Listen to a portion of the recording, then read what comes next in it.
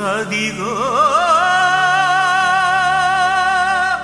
కడపూర ధ్వని మ్రోగు వేళాయను నా ప్రాణనాథ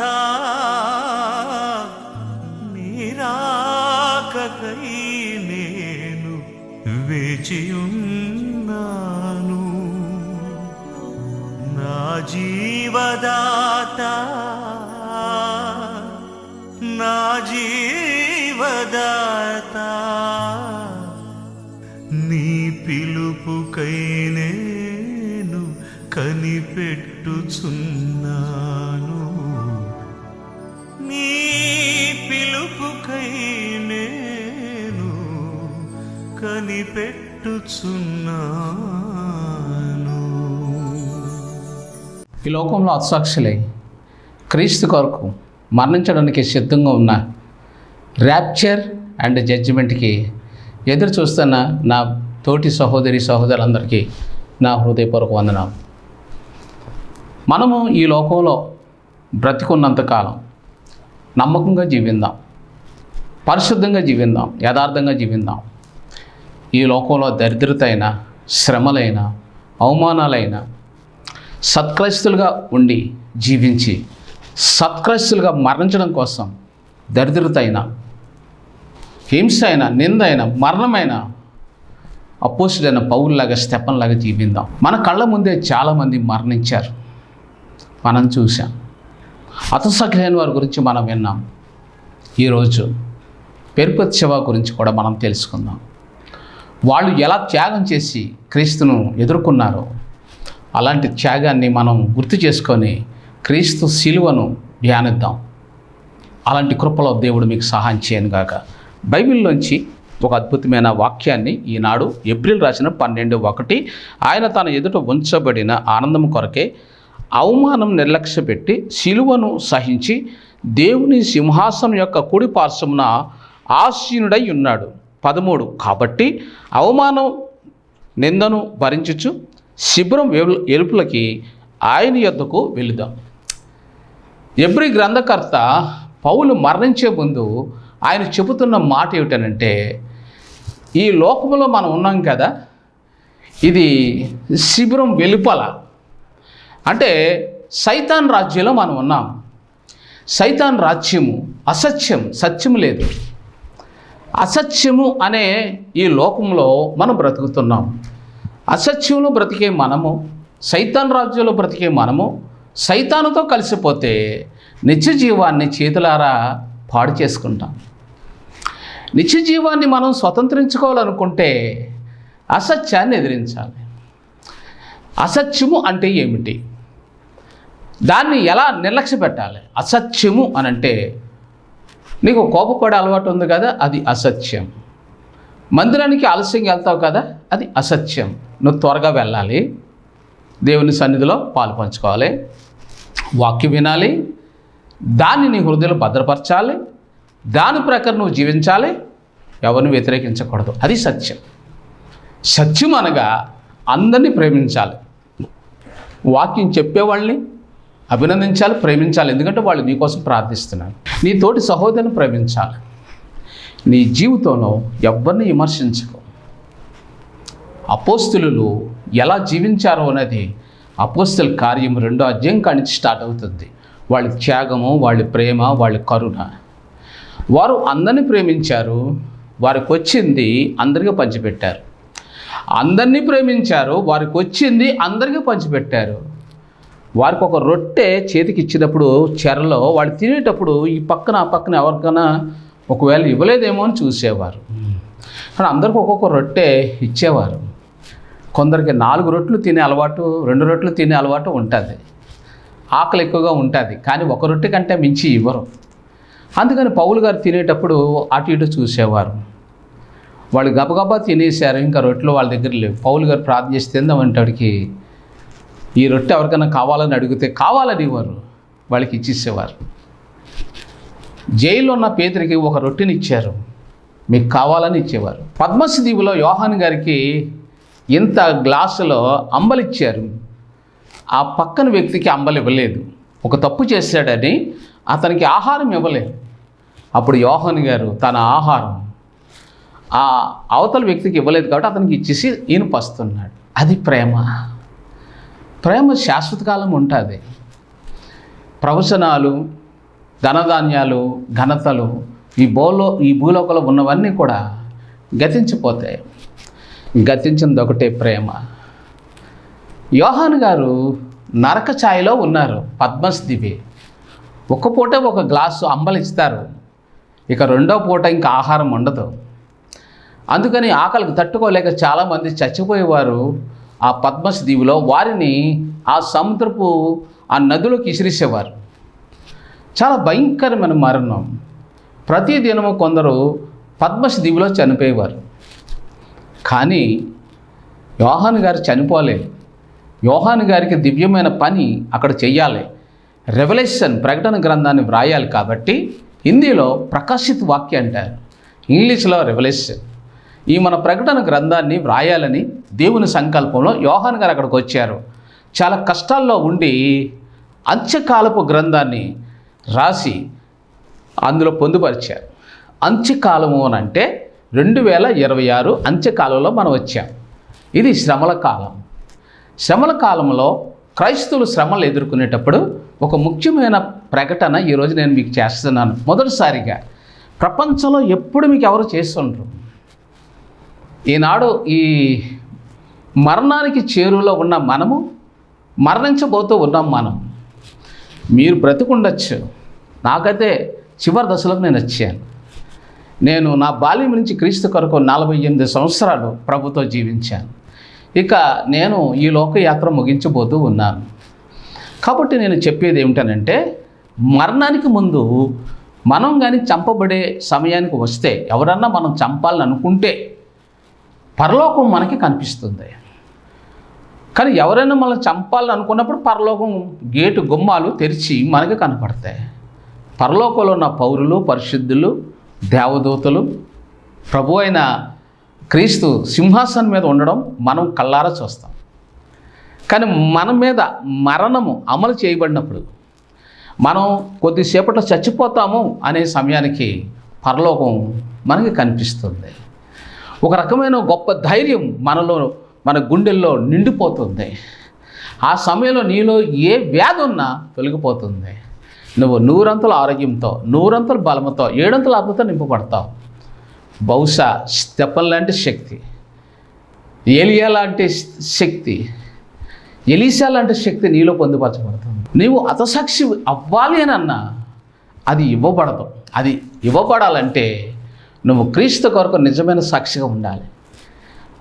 నీకున్న డబ్బు, నీకున్న హోదా నువ్వు వదిలిపెట్టాలి. నీకున్న డబ్బును దీనులకు పంచిపెడితే పరలోక ప్రత్యక్షను చూడగలుగుతావు. చాలామంది క్రైస్తవులు ధనవంతులు భూలోకంలో ఉన్నారు, ఇప్పుడు ఉన్నారు, మన ఇండియాలో ఉన్నారు. చాలామంది ధనవంతులను చూశాను. ముంబై, హైదరాబాద్, విశాఖపట్నం, చెన్నై, గుజరాత్, సోలాపూర్, నేను ఇండియాలో బెంగళూరు, అన్ని రాష్ట్రాలకు వెళ్ళాను. నేను వాళ్ళ యొక్క స్థితిగతులు ఎలా ఉంటాయని పరిశీలించడానికి వెళ్ళాను. చాలా భయంకరమైన క్రైస్తవుల్ని చూశాను బెంగళూరులో కూడా. వాళ్ళ దగ్గర డబ్బు ఉంది కానీ అసలు ఏమీ ఇవ్వలేని క్రైస్తవులు అన్నమాట. ఈనాడు బైబిల్లోంచి ఇక్కడ హెబ్రీ రాసిన పత్రికలో చాలా అద్భుతమైన మాటలు రాయబడ్డ. హెబ్రీ 11:35 కొందరైతే మరి శ్రేష్టమైన పునరుత్థానం పొందుకొని విడుదల పొందనొల్లక యాతన పెట్టబడిరి. ఇక్కడ స్త్రీలు వాళ్ళు ఏం చేశారంటే వారి ఆస్తులు వదిలేసి దిగంబరులుగా జీవించారంట. వారికున్న సమస్తాన్ని వదిలి దరిద్రులుగా జీవించారు అని వ్రాయబడి ఉంది. ఎవరండి వీళ్ళు? క్రైస్తవులు, సత్క్రైస్తవులు. ఆస్తులు వదిలిపెట్టారు, దిగంబరులుగా జీవించారండి. బట్టలు కూడా లేవంటండి. వీళ్ళు ఎవరు దరిద్రులా కాదు, వీళ్ళకి డబ్బు ఉంది, హోదా ఉంది. నీతి నియమాలను వదులుకోలేక క్రీస్తు కొరకు తమ వస్త్రాలు, తమకున్న ఇల్లులు, తమకున్న ఆస్తులు, తమకున్న ఉద్యోగాలు వదిలేసి దిగంబరులుగా జీవించారంటే ఏమంటే వీళ్ళు ఏం చేశారట? కొంతమంది పునరుత్థానం పొందుగోరు విడుదల పొందినోళ్ళకి యాతన పెట్టబడిరి. మరికొంతమంది అంట మృతులైన తమ వారిని, తమ పురుషులను రెండోసారి మళ్ళీ పొందారంట. చచ్చిపోతున్న తమ భర్తలను తిరిగి బ్రతికించుకున్నారంట అండి. అందువల్ల మాకు దేవునికి స్తోత్రం అన్నారంట. అంటే ప్రభువా, నా భర్త చచ్చిపోతూ తిరిగి బ్రతుకుతే చాలు అనుకున్నారంటే బ్రతికారు. తమ భర్తలతో క్రీస్తు కొరకు వేరే ప్రాంతం వెళ్ళిపోయారు. ఆ ఉన్న ప్రాంతం, ఉన్న ఆస్తి, పొలము, ఇల్లు అన్నీ అక్కడికక్కడ వదిలేసి వెళ్ళిపోయారు. అది నీతి. ఈనాడు సత్క్రైస్తులు పూరిపాకల్లో ఉండి సేవ చేస్తున్నారు. చదువు ఉంది, డబ్బు ఉంది, ఉద్యోగం ఉంది, అన్నీ వదిలేశారు, దరిద్రులుగా ఉన్నారు. ఓ క్రైస్తవ జనాంగమా, నీకు ఒక విషయం తెలుసా? ఈనాడు పేద ప్రజలుగా చలమనవుతున్న విశ్వాసులు, క్రైస్తవులు, సేవకులు, వాళ్ళు దరిద్రులు కాదు. క్రీస్తు కొరకు సమస్తాన్ని విడిచిపెట్టిన హరిపేదలు. క్రీస్తు కొరకు పేదలు వాళ్ళు, కానీ పరలోకంలో ధనవంతులు. భూమి మీద ఉన్న ధనవంతులైన క్రైస్తవులు, వాళ్ళు పాస్టర్లైనా విశ్వాసులైనా తోటి క్రైస్తవులు పేద స్థితిలో దీనస్థితిలో ఉండడానికి సహాయం చేయకపోతే అసలు దరిద్రులు వీళ్ళే. ఎందుకని? అపోస్తలులు పంచిపెట్టారు, వీళ్ళు పంచిపెట్టలేదు కదా.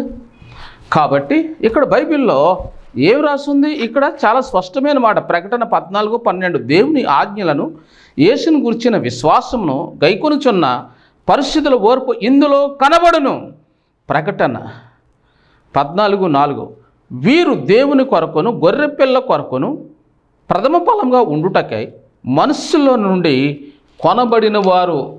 అంటే ఇప్పుడు దరిద్రులుగా ఉన్నారే ఈ పరిశుద్ధులు, ఈ నీతిమంతులు పూరి పాకల్లో ఉన్నారు, దరిద్రత అనుభవిస్తున్నారు. నేను రోషంతో చెప్తున్నాను, వీళ్ళు క్రీస్తు కొరకు ప్రత్యేకించబడ్డవారు, కొనబడిన వారు. మీరు భూలోకంలో దరిద్రత అనుభవిస్తున్నారు, ఇల్లు లేక. కొంతమంది అద్దెల్లులో ఉంటున్నారు. ఏమంటే అద్దెంట్లో కావాలని వచ్చారు వాళ్ళు. క్రీస్తు ఆస్తి వదిలేసి ఆ అద్దెంట్లో ఉంటే ఎంత లోకువో ఆ ఇల్లు గల వాళ్ళు తిడుతుంటుంటారండి. కొంతమంది పాస్టర్లు ఉన్నారు, వాళ్ళు ఇల్లులు కట్టుకొని అద్దెకిస్తారు. పాపం వాళ్ళు టైంకి ఇవ్వలేదు, ఒక వారం లేట్ అయింది, తిడుతూ ఉంటుంటారు. క్రైస్తవులే కదా. ఆ ఇల్లు అద్దెకిచ్చిన ఆయన పేరు ఏం పేరు? పాస్టర్ గారే. పాస్టర్ గారు ఇల్లు అద్దెకిచ్చారండి, విశ్వాసులకు ఇచ్చారు. వాళ్ళు టైంకి ఒక్కొక్క తిడతారండి. ఎంత భయంకరమండి. ఒకప్పుడు ఈ సొంత ఇల్లు కట్టుకుని యజమాని ఒకప్పుడు అద్దెంట్లో లేడా? దరిద్రత అనుభవించలేదా? అనుభవించాడు. మరి ఇప్పుడు మర్చిపోయాడు. ఎంత భయంకరం, అది పాపం. కాబట్టి బైబిల్లో ఇక్కడ చాలా శ్రేష్టమైన వాక్యాలు నేను మీకు చదివి వినిపిస్తున్నాను, దయచేసి గమనించండి. ఈరోజు పెర్పెత్సవా అనే ఒక సహోదరు ఉంది. ఆమె జైల్లో ఉంది. ఆమె ఒక రాజకుమార్తె. ఆమెకు పెళ్ళైంది, ఒక బిడ్డతో ఉంది. తన భర్త చాలా మంచివాడు, తన తండ్రి చాలా మంచివాడు. కానీ రాజకుమార్తె కుటుంబంలో పుట్టిన ఈమె ఏ లోటు లేదు. తన పని మనిషి యేసుక్రీస్తులో జీవించడం, ఆమె చేసే ప్రార్థన ఆమె హృదయాన్ని మార్చివేసింది. పెర్పెత్సువా తన దగ్గర పని చేస్తున్న మేరీని అందే, నువ్వు ఇంత శాంతంగా ఉన్న కారణం ఏంటంటే క్రీస్తు నా హృదయాన్ని పాలిస్తున్నాడు. మాలో ఉన్న శాంతిని ఎవరు దొంగిలించలేరు. మేము క్రైస్తవులం, భూలోకంలో సంతోషం ఉంటాం, మరణించాక నిత్య జీవానికి వెళ్తాం. ఎవరైతే క్రీస్తు నమ్మరో వాళ్ళు నరకానికి వెళ్తారు. ఇక్కడ అన్నీ కలిగి ఉంటారు భూమి మీద, కానీ చచ్చిపోయాక వారు దరిద్రులుగా నరకంలో ఉంటారు. అది యుగయుగాలు మండే మహాభయంకరమైన తీర్పు అన్నప్పుడు ఆమె పెర్పెత్సువా వెంటనే క్రీస్తుకు తన హృదయాన్ని సమర్పించి రక్షణ పొందింది. ఇక వెంటనే ఆమెకు శ్రమలు ప్రారంభమయ్యాయి. ఓడిలో పసిబిడ్డ, మంచి భర్త, మంచి ఆస్తి ఉంది, చదువు ఉంది, అందం ఉంది, అన్నీ ఉన్నాయి. అన్నిటితో పాటు క్రీస్తును వదిలేయమని శ్రమ కూడా వచ్చింది. ఆమె ఏమన్నదంటే, నేను క్రైస్తవురాలని, బ్రతికినా క్రీస్తే, చావైనా క్రీస్తేనని ఆమె నిలబడింది. ఆమె అలా నిలబడినప్పుడు ఆమె చివరికి ఒక మాట చెప్పింది, అందరూ భయపడుతూ చనిపోతారు, నేనైతే క్రీస్తు కొరకు నవ్వుతూ చనిపోతాను. నా కొరకు క్రీస్తు ఎదురు చూస్తున్నాడు, నేను ఆయనను ఎదుర్కోవాలంటే నవ్వుతూనే నేను జీవిస్తాను అన్నాడు. ఆమెతో చివరిలో తండ్రి అంటాడు, అమ్మా క్రీస్తుని వదిలే, ఆ విగ్రహానికి ధూపం వేయి చాలు. రోమ ప్రభుత్వంలో ఉన్న ఆ విగ్రహానికి ధూపం వేస్తే నువ్వు విడుదల పొందుతావు. ఆమె ఇచ్చిన జవాబు ఏడో తెలుసా? నా క్రీస్తు నా కొరకు మరణించి మూడో దినాన్ని మరణాన్ని జయించి తిరిగి లేచిన సజీవుడు, ఆ సజీవుడు ఆకాశంలో నా కొరకు, నా తోటి వారి కొరకు ఎదురు చూస్తున్నాడు. నేను పరలోకాన్ని విడిచిపెట్టలేనన్నప్పుడు తండ్రి క్రైస్తుడుగా మారిపోయాడు. ఆమె ఇచ్చిన సాక్ష్యానికి 30 లక్షల మంది కంటే ఎక్కువ మంది ఆ సభ వారు క్రీస్తును సురక్షితంగా అంగీకరించారు. ఆమెతో ఉంటున్న ఒక అధికారి, అతని పేరు ఫ్లోరిన్ అనే ఒక వ్యక్తి ఆమె చెరసాల దగ్గరే ఉంటున్నాడు. వాళ్ళు చివరిగా రేపు చనిపోతారు అన్నప్పుడు వీళ్ళు ఏడుస్తారేమో అని చూస్తున్నాడు. కానీ వాళ్ళు నవ్వుతూ పడుకున్నారు. రేపు మనం పరలోకం వెళ్ళిపోతున్నామని ఈ జైల్లో ఉన్న 5 కూడా ప్రార్థన చేశారు, నవ్వుతూ హాయిగా పడుకున్నారు. ఆయనకు అనుమానం వచ్చి ఈ ఫ్లోరినిస్ అనే ఈ జైలు అధికారి, అమ్మా పేరుపెచ్చువా, రేపు మీరు చనిపోతున్నారు కదా, మరణించే వాళ్ళు ఎవరైనా సరే దుఃఖంతో చనిపోతారు. మా దేశంలో క్రీస్తును నమ్మలేని మా జీవితంలో ఎవరైనా సరే మరణం దగ్గరికి వెళ్ళేటప్పుడు ఏడుస్తూ చనిపోతారు. మీరైతే నవ్వుతూ ఉన్నారు, హాయిగా నిద్రపోతున్నారు, కారణం ఏంటి అని అడిగాడు. అప్పుడు ఆమె ఇచ్చిన జవాబు ఏంటో తెలుసా? మీరు ఎందుకు ఏడుస్తారంటే మీరు మరణించాక తీర్పుకి వెళ్తారు, ఆ తర్వాత నరకమైన శిక్షకు యుగయుగాలు వెళ్తారు. మరణించక ముందు మీ కళ్ళలో కనబడుతుంది. మేము క్రైస్తవులం మరణించక ముందే మరణం మమ్మల్ని దాటి క్రీస్తును మమ్మల్ని తప్పించాడు. మరణం మా నుంచి వేరు చేయబడింది కాబట్టి బ్రతికుండగానే మేము మరణాన్ని ఎదిరించి క్రీస్తులో ఉన్నాం కాబట్టి మరణం మమ్మల్ని ఏం చేయదు. కాబట్టి మేము హ్యాపీగా కన్ను మూస్తాం, క్రీస్తు కొరకు చనిపోతాం, ధైర్యంగా నవ్వుతూ చనిపోతాం, నవ్వుతూ పరలోకి వెళ్ళిపోతాం. మాకున్న స్వేచ్ఛ, మాకున్న సంతోషం ఈ రోమా గవర్నర్లో కాదు, నీ ఉద్యోగంలో కాదు, ఈ ప్రపంచంలో ఎక్కడా లేదు అన్నప్పుడు పెర్పెత్సు ఇచ్చిన జవాబుకి ఫ్లోరిన్ అనే ఈ జైలు అధికారికి మతిపోయింది.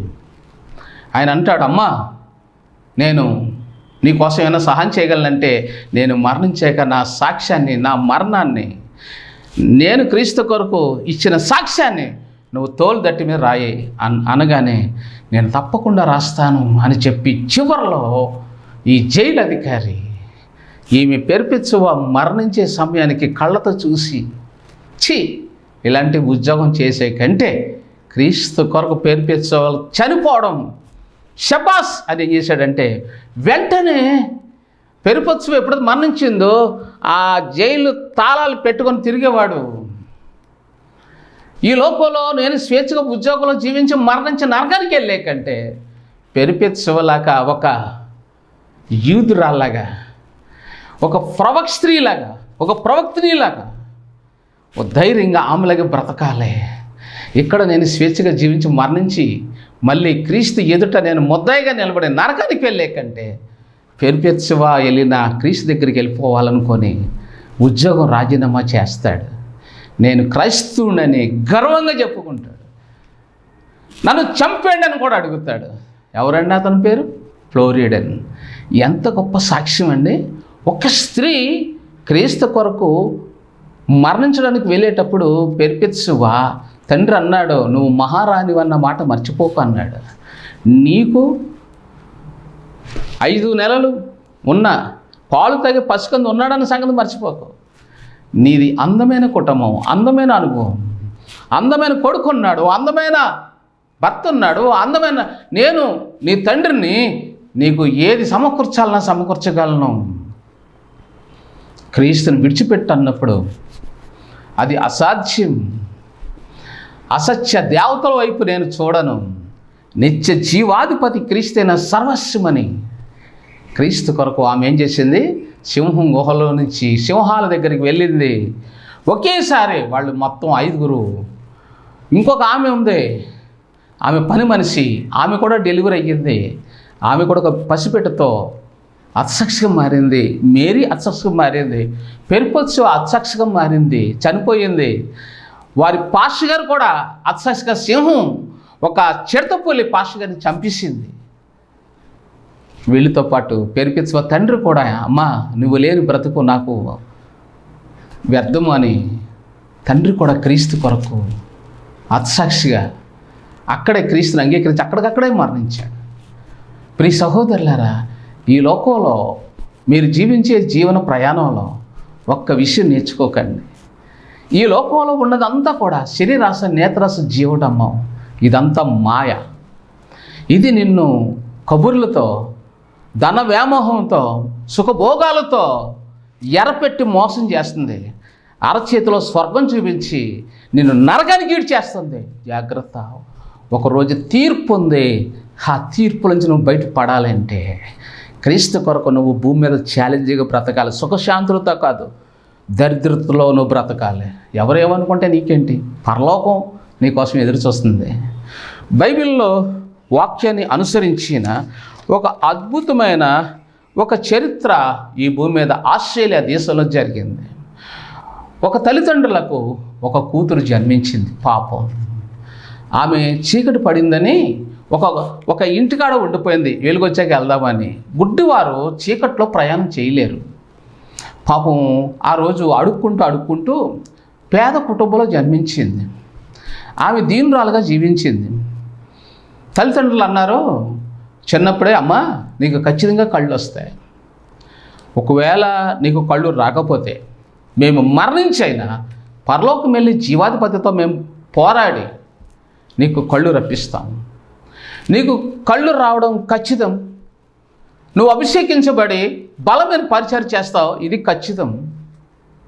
అమ్మ కళ్ళు లేవని బాధపడకు అని అంటే పాపం కూతురు ఆ పేద తల్లిదండ్రులను అడుక్కొని పోషిస్తూ ఉంది. ఒకరోజు తండ్రి అనారోగ్యంతో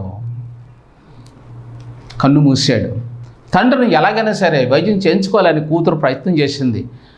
అడుక్కొని తెచ్చే డబ్బులతో తండ్రి వైద్యానికి డబ్బులు సరిపోలేదు.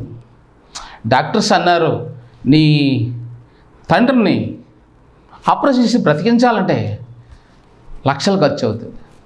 నువ్వైతే పేదరాలు, నువ్వు అడుక్కొని తెచ్చే డబ్బులతో నీ తండ్రికి ఆపరేషన్ జరగదని చెప్పేశారు. తండ్రి చనిపోయాడు. కూతురు ఏడ్చింది. 6 నెలల తర్వాత తల్లి కూడా, అమ్మా నాన్న వెళ్ళిన బాటలో నేను వెళ్తున్నానమ్మా అంటే, అమ్మా నాన్న వెళ్ళిపోయాడు కదా, నాకు దారి చూపడానికి ఇంకెవరున్నారు నువ్వు తప్ప అన్నది. అమ్మా మేము క్రీస్తు దగ్గరికి వెళ్తున్నామమ్మా, మేము మీ నాన్న నేను కలిసి ప్రభు దగ్గర అడుగుతాము నా కూతురు కళ్ళు ఇమ్మనంటే, అమ్మ వద్దు, నాకు కళ్ళు లేకపోయినా పర్వాలేదు, నీవు నా తోడు కావాలి అన్నప్పుడు తల్లి కన్ను మూసింది, ఏడ్చింది. ఈమె ఒక రాత్రి ఒక ఇంటికాడ ఉండిపోయింది. ఆ ఇంటి వరండాలో ఉండిపోయింది. తెల్లారేటప్పటికే ఆ తలుపు తీసిన యజమాని ఏమన్నాడంటే, ఓ పనికిమాల దానా, దరిద్రగొట్టు రాయాల, అడుక్కునే దానా, మా గుమ్మమే దొరికిందని ఏం చేశాడంటే ఆమెను నిందించి ఆ ఇంటి గుమ్మ నుంచి నెట్టేశాడు. ఇప్పుడు తల్లిదండ్రులు చనిపోయారు. ఒక గుమ్మం దగ్గర చీకటి పడిందని ఉన్నందుకు వాళ్ళు తిట్టారు. వాళ్ళు ఏమన్నారంటే, వెలుగు వచ్చేటప్పటికి ఒక గుడ్డిదాన్ని చూస్తాం మేము అనుకోలేదు, మాకంతా కూడా ఇంకా నష్టమే ఈరోజు, మళ్ళీ గుమ్మంలో కానీ నువ్వు కానీ కనబడితే చంపేస్తామని దుర్భాషలాడి నిందించి ఆమెను అక్కడి నుంచి గెంటేశాడు ఒక వ్యక్తి.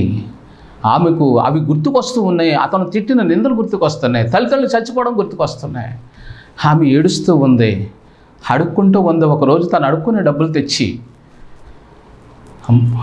అక్కడ అడుక్కుంటున్న వ్యక్తికి ఇచ్చాడు. అన్న తీసుకో అని. ఒక వ్యక్తి ఉన్నాడు, పాపం అతను హరిపేద, నిరుపేద, అడుక్కొని అతని కుటుంబాన్ని అతను పోషించుకుంటున్నాడు.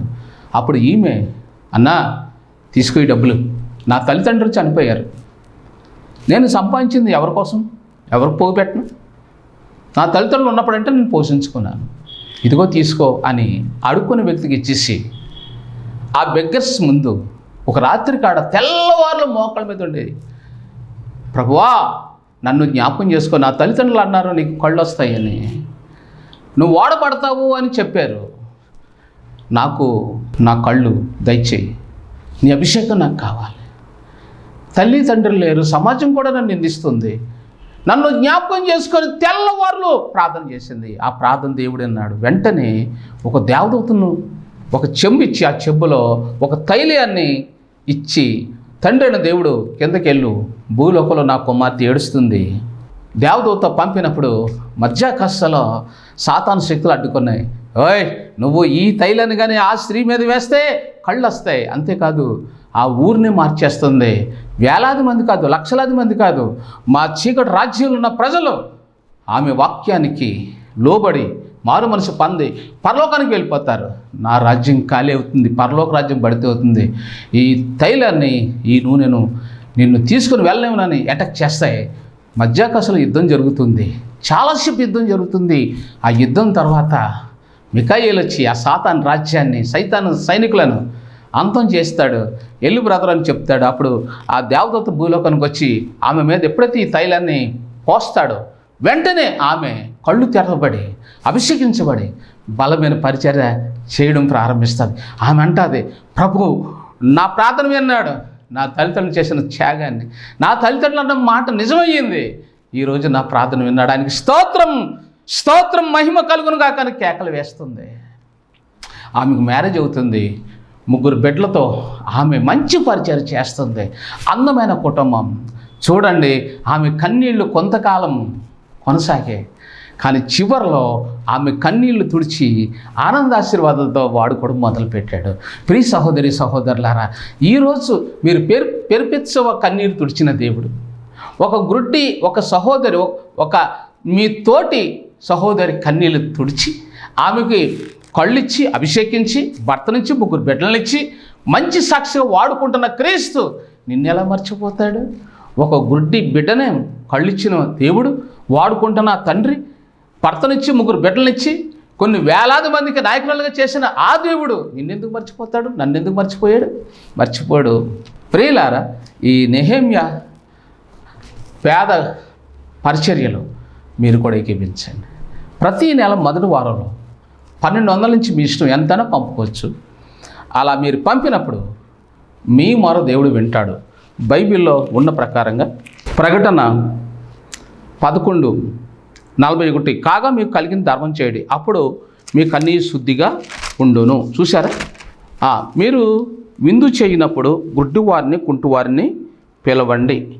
విందు చేయనప్పుడు లూకాసు వార్త యేసయ్య చెప్పిన మాట 14:12 మీరు విందు చేయనప్పుడు 13 బేదలను అంగహీనులను కుంటువాండ్రను గుడ్డివాండ్రను పిలువము. నీకు ప్రత్యుపకారం చేయుటకు వారికి ఏమీ లేదు గనుక నీవు ధన్యుడవుదు. నీతిమంతుల పునరుత్థానమందు నీవు ప్రత్యుపకారం పొందుదు.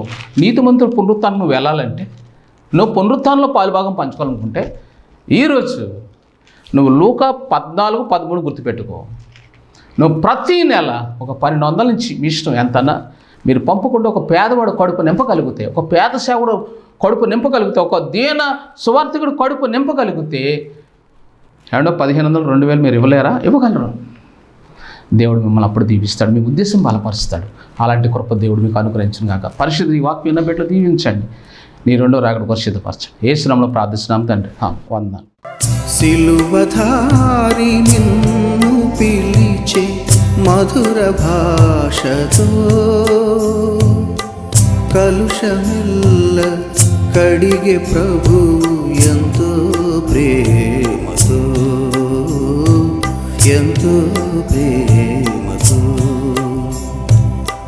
సిలువధారి నిన్ను పిలిచే మధుర భాషతో కలుషమెల్ల కడిగే ప్రభు ఎంతో ప్రేమ.